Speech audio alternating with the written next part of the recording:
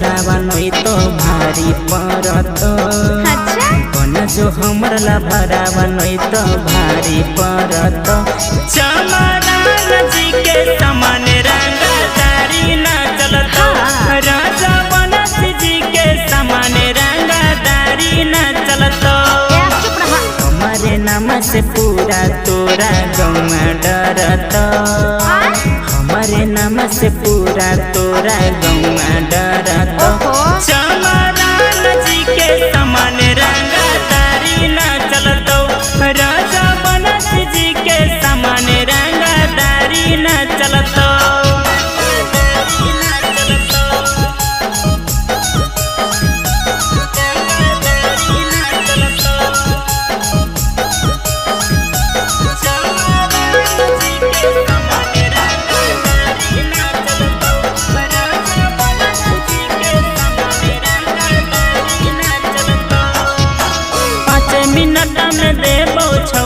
गर्मी सब झार गे हमारे चलो हको पूरा गाँव में डर गे। 5 मिनट में देबो छौड़ी गर्मी सब झार गे हमारे चलो हको पूरा गाँव में डर गे। पुलिस दारोगा हमारा छौड़ी कुछ न करत। पुलिस दारोगा हमारा छौड़ी कुछ न करत। चमरान जी के समान रंगदारी ना चलत। राजा बनस जी के समान रंगदारी ना चलत।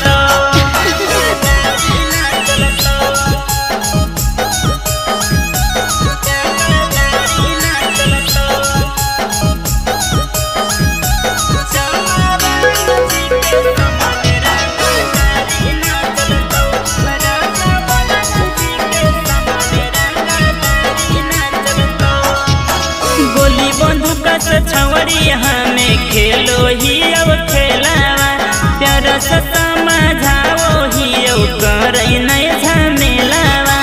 पागल है के गोली बंदूक से छौड़ी हमें खेलो ही अब खेलावा प्यार से समझाओ ही अब करे नहीं झमेलावा। सब बिपिन के सामने छौड़ी को ना रहत। सब बिपिन के सामने छौड़ी को न रहतो। चमरान जी के समान रंगदारी न चलतो। राजा भवन जी के समान रंगदारी न चलतो। जरूरी नहीं है।